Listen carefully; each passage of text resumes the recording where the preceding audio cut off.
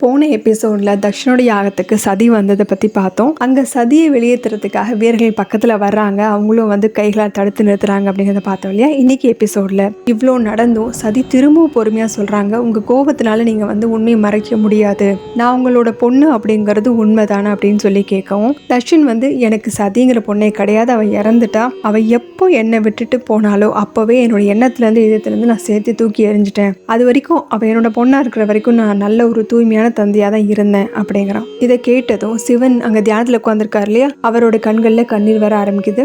இதோட நிக்காம தக்ஷன் இன்னும் பேசிக்கிட்டே போறான். என்னைக்கு நீ வந்து அந்த கபாலியோட கையை பிடிச்சி இங்க இருந்து கிளம்புனியோ அன்னைக்கு இறுதி சடங்கு பண்ணிட்டேன் அப்படின்னு சொல்லவும் சதி விஷ்ணுவை பாக்குறாங்க. ஏன்னா ஏதாவது விஷ்ணு பேசுவாரான்னு, ஏன்னா சதி கிட்ட வந்து சிவன் சொல்லும் போது விஷ்ணு தான் அங்க இருந்தாரு இல்லையா, இப்ப அவர் ஏதாவது பேசுவாரான்னு பாக்குறா. விஷ்ணு எதுவும் பேச முடியாத சூழ்நிலை இருக்காரு. சதி சொல்ல, நீங்க சொல்றது சரிதான்ப்பா, அன்னைக்கு அந்த சதி இறந்துட்டா, ஏன்னா தன்னை பத்தி சுத்தமா ஒண்ணுமே தெரியாத ஒரு சதி இன்னைக்கு தன்னை உணர்ந்த ஒரு சக்தியா மாறி இருக்கா.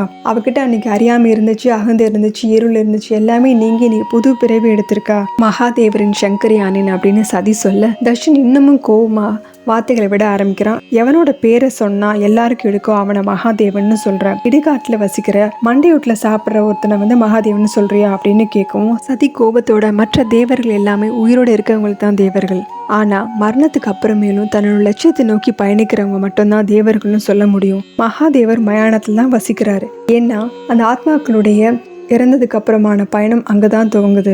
மகாதேவர் வந்து எரியூட்டப்பட்ட சாம்பலை பூசிக்கிறார். அதுக்கு காரணம் என்ன தெரியுமா, உயிரோ உயிர் இல்லாதோ எல்லாமே அவருக்கு சமம்தான்.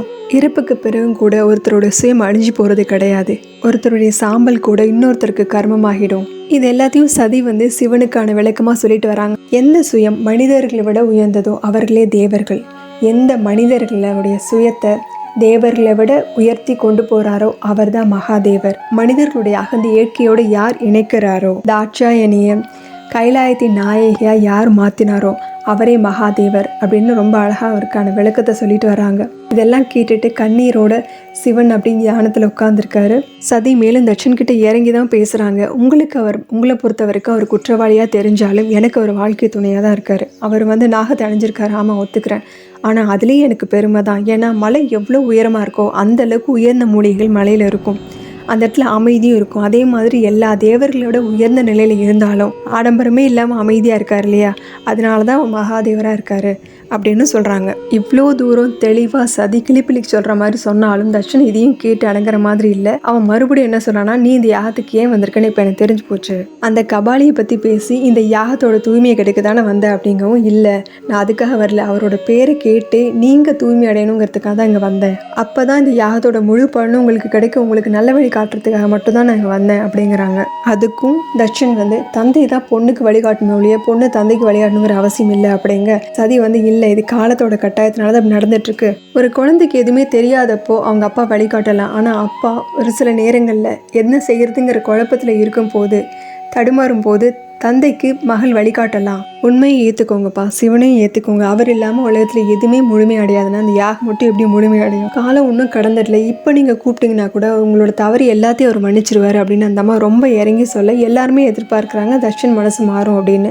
ஆனால் தர்ஷன் பெருசாக சிரிச்சுக்கிட்டு, எனக்கு எல்லாம் புரிஞ்சிருச்சு, ஒரு காலத்தில் உனக்கு நான் தான் எல்லாமே இருந்தேன், ஆனால் இன்னைக்கு எல்லாத்துக்கும் காரணம் அந்த கபாலி தான், அவன் உன்னை பேசி பேசி அவன் மனசை குழப்பி விட்டுட்டான், நீ இப்போ நாகரிகம் இல்லாதவளா மாறிட்ட, காட்டுவாசியா மாறிட்ட, அந்த கபாலிக்கு வேலைக்காரியாவும் மாறிட்ட, உனக்கு அறிவுரை கூற கூட எனக்கு விருப்பமே கிடையாது, உனக்கு எனக்கு எந்த சம்மந்தம் இல்லை அப்படின்னு சொல்ல சதி திரும்ப பேசுறாங்க. என்னுடைய அகங்காரத்தை விட்டதுக்கு அப்புறம் தான் நான் என்ன முழுமையா உணர்ந்தேன், உங்களுக்கும் மகாதேவருக்குள்ள வித்தியாசமே அதுதான், நீங்க எந்த உதவி செய்யறதுக்கு முன்னாடி உறவுகளை பாக்குறீங்க, சுயநலமா இருக்கீங்க, ஆனா சங்கரனும் அவர் தான் முழுமையான இயற்கை, அறியாதவர்களை கூட புனிதம் அடைய வைக்கக்கூடிய புனிதரவர் அப்படின்னு சொல்ல தர்ஷனுக்கு இன்னும் கோபம் அதிகமாகி, இனி ஒரு வார்த்தை கூட பேசாத அப்படின்னு சொல்ல தக்ஷனோட மனைவி, நான் உங்களை கும்பிட்டு கேட்டுக்கிறேன், கொஞ்சம் அமைதியா இருங்க அப்படின்னு அந்த அம்மாவும் கெஞ்சுறாங்க. சதிக்கு அவங்க அம்மாவை பார்த்ததும் குடும்பத்தை குறிப்பிட்டு தர்ஷன் கிட்ட திரும்ப சொல்றாங்க, உங்களுக்கு உங்க குடும்பம் தான் உலகம், ஆனா மகாதேவருக்கு இந்த உலகத்துல இருக்க எல்லாருமே தன்னோட குடும்பமா நினைக்கிறாரு, அப்படின்னு சொல்லவும் தர்ஷனுக்கு இன்னும் கோத்திரம் சொல்கிறான். அவன் என்னோட குடும்பத்தை வந்து கலைச்சிட்டான்,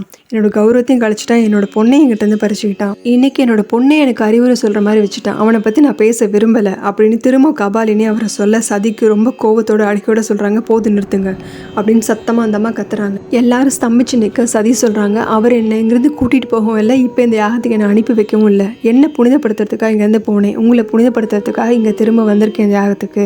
ஆனால் என்னோட கணவரை அவமானப்படுத்துகிற இந்த இடத்துல நான் இனிமேல் இருக்கவே மாட்டேன், ஒரு நொடி கூட இங்கே இருக்க மாட்டேன் அப்படின்னு சொல்லிட்டு அவங்க திரும்பி நடக்க அதோட விட்டுருந்துருக்கலாம், தக்ஷன் நில்லு அப்படின்னு சொல்லவும் சதிக்கு ரொம்ப சந்தோஷம், அப்பா மனசு மாறிட்டாரு அப்படிங்கிற நினைப்போட அவங்க பழையபடி திரும்புறாங்க. ரொம்ப நம்பிக்கையோட தான் திரும்பி பார்க்குறாங்க. தக்ஷன் காவலர்கள்கிட்ட சொல்கிறான், இந்த கபாலியோட மனைவிக்கு எல்லாருக்கும் பரிமாற அன்னத்தோட கொஞ்சம் ஜாஸ்தி போட்டு கொடுங்க, அப்போ தான் இவளோட கணவனும் போய் பசியாற முடியும் அப்படின்னு சொல்லவும் அந்த அம்மா ரொம்ப மனசு உடைஞ்சிடுறாங்க. எல்லாரையும் பார்க்குறாங்க, விஷ்ணு பிரம்மா எல்லாருமே அதிர்ச்சியோட பார்த்துட்டனால இவங்க எல்லாரையும் அழகோடு பார்த்துட்டு கேட்குறாங்க, மகாதேவரை பற்றி இவ்வளோ மோசமாக பேசிகிட்டு இருக்காங்க, எல்லாரும் அமைதியாக வேடிக்கை பார்த்துட்ருக்கீங்க அப்படின்னு கோபம் அந்த அம்மா கேட்குறாங்க. சேவர்களுக்கு உணவு தரதே அவர் தான், அதனால் அவங்க பொறுமையாக இருக்காங்க, மக்கள் மன்னருக்காக பொறுமையாக இருக்காங்க, முனிவர்கள் அப்பாவோட வார்த்தைக்காக பொறுமையாக இருக்காங்க. ஆனால் மும்மூர்த்திகளில் ஒருத்தரான பிரம்மா ஏன் மௌனமாக இருக்காரு, விஷ்ணு ஏன் மௌனமாக இருக்காரு, பிரம்மாயத்தை யூஸ் பண்ண மறந்துட்டாரா, இல்லை விஷ்ணு சக்கராயத்தை உபயோகப்படுத்துறதுக்கான வலு இல்லாமல் போயிட்டாரா அப்படின்னு அவங்க மேலே கோவப்படுறாங்க.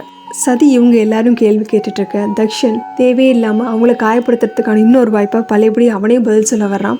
இங்கே இருக்கிற எல்லாரும் மௌனமாக இருக்கலே, உனக்கு தெரியலையா, உன்னோட கபாலி மாதிரி அவங்க கிடையாது, எல்லாருக்கும் அவங்கவுங்க தர்மம் நியாயம் என்னன்னு தெரியும் அப்படின்னு சொல்ல சதி அழுகியோடு எல்லாரையும் பார்த்து கேட்குறாங்க. ஒரு பெரிய மரத்தை வெட்டி வீழ்த்தும் போது அதை வெட்டி வீழ்த்துறவர் மட்டும்தான் குற்றவாளின்னு சொல்ல முடியாது, அதை வேடிக்கை பார்க்குற எல்லாருமே குற்றவாளிகள் தான். அதே மாதிரி ஒரு பொண்ணை அவமானப்படுத்துகிறவ மட்டுமே குற்றவாளி கிடையாது, அவமானப்படும் போது வேடிக்கை பார்க்குற எல்லாருமே குற்றவாளிகள் தான். நீங்கள் எல்லாருமே மகாதேவரையும் அவரோட அங்கமான என்னையுமே அவமானப்படுத்திட்டீங்க, இதுக்குரிய விளைவை நீங்கள் எல்லாருமே சந்திச்சே ஆகணும், சதியோட கோப நெருப்பில் சாம்பலாயிருப்பீங்கன்னு எல்லாரையும் பார்த்து கோபமாக சொல்கிறாங்க. இதை கேட்க சிவனும் தன்னோட கோபத்தை கட்டுப்படுத்திக்கிட்டே இருக்காரு. சதி சொன்ன வார்த்தைகள்லேருந்து அவள் என்ன செய்ய போறா அப்படிங்கிறத புரிஞ்சுக்கிட்ட விஷ்ணு சொல்கிறாரு, நீ இப்போ என்ன செய்ய நினைக்கிறோ அதை செய்திடாத, உன்னை அவமானப்படுத்துறவங்களை பற்றி நீயே நினைக்கிற, யாரோட உயிர் உன்கிட்ட இருக்கோ அவங்கள பற்றி யோசி, மகாதேவரோட நிலைமை பற்றி யோசி அப்படின்னு சொல்ல சதி அழகியோட, நான் என்ன செய்யணும்னு நினைக்கிறேனோ அதை அந்த மகாதேவருக்காக தான் செய்ய போகிறேன், அவரோட உண்மைத்தன்மை உணர்த்துறதுக்காக தான் செய்ய போகிறேன், சதிக்கு என்றைக்குமே அழிவு கிடையாது,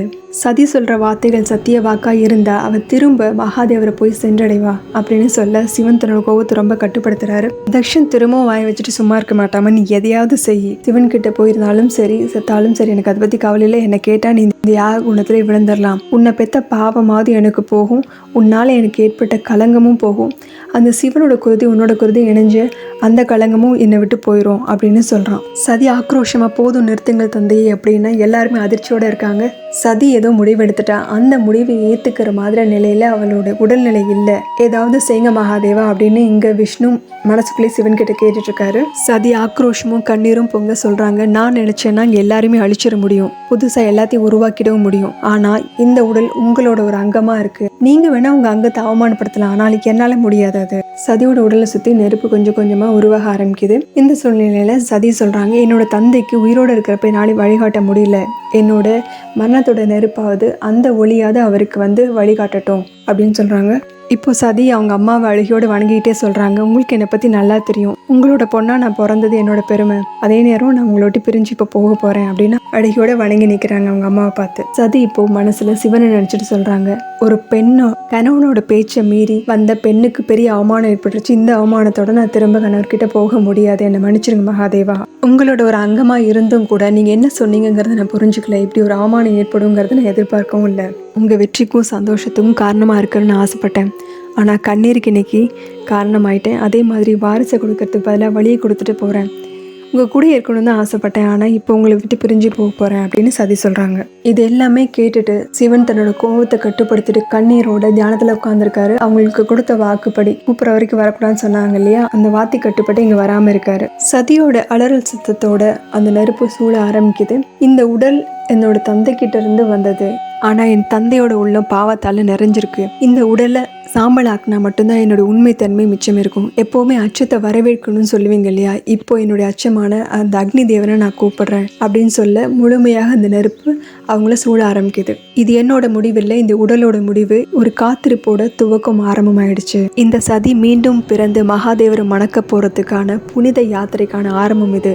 இது எல்லாத்தையும் சொல்லி முடிச்சுட்டு சதி கண்களை மூடி சிவன் அப்படின்னு சொல்ல அங்க தியானத்துல இருக்க சிவன் கண்களை திறக்கிறாரு. சதி உயிரை விட்டு கீழே விழுகிறாங்க. சிவன் அங்க எழுந்திருச்சு சதின்னு கதற ஆரம்பிக்க இங்க பார்வதி சிவன் கிட்ட கதை கேட்டுட்டு இருக்காங்க இல்லையா, இந்த இடத்த காமிக்கிறாங்க. இங்க பார்வதி எழுந்து சொல்றாங்க, இப்படித்தான் என்னோட வாழ்க்கை முடிஞ்சுதா அப்படின்னு கேட்கும். சிவன் சொல்றாரு, சதியோட வாழ்க்கை இப்படித்தான் முடிஞ்சது பார்வதி அப்படிங்கிறாரு. அதாவது இப்போ நீ சதி இல்ல, பார்வதியை திரும்ப என்ன வந்து சேர்ந்துட்ட அப்படிங்கிற மாதிரி சொல்றாரு. நான் ஏற்கனவே சொன்னேன் இல்ல பார்வதி, முடிவே ஆரம்பம்னு நான் சொன்னேன் இல்லையா, அந்த உயிர் அங்க முடிஞ்சது. இங்க பார்வதியா உன்னுடைய உயிர் வந்து இங்க என்ன வந்து சேர்ந்துருச்சு அப்படின்னு சொல்றாரு. இருந்தாலும் என்னோட கேள்விக்கு இன்னும் பதில் கிடைக்கலையே மகாதேவான்னு திரும்ப பார்வதி அதுலேயே வந்து நிற்கிறாங்க. சதியோட இந்த முடிவு, என்னோட இந்த வாழ்க்கை, காளி, இது மூணுக்கு என்ன சம்மந்தம் அப்படின்னு கேட்குறாங்க. அதுக்கு சிவன் சொல்றாரு, மகா காலனோட இருக்கக்கூடிய எல்லா நீங்காத பந்தமும் மகா காளியோட தொடர்புடையதான் அப்படிங்கிறாரு. இதோட இந்த எபிசோட் முடியுது. இந்த எபிசோடில் பார்க்கலாம். நம்ம சேனலை சப்ஸ்கிரைப் பண்ணுங்கள், லைக் பண்ணுங்கள், ஷேர் பண்ணுங்கள், பெல் பட்டனை ப்ரெஸ் பண்ணுங்கள். தேங்க்யூ.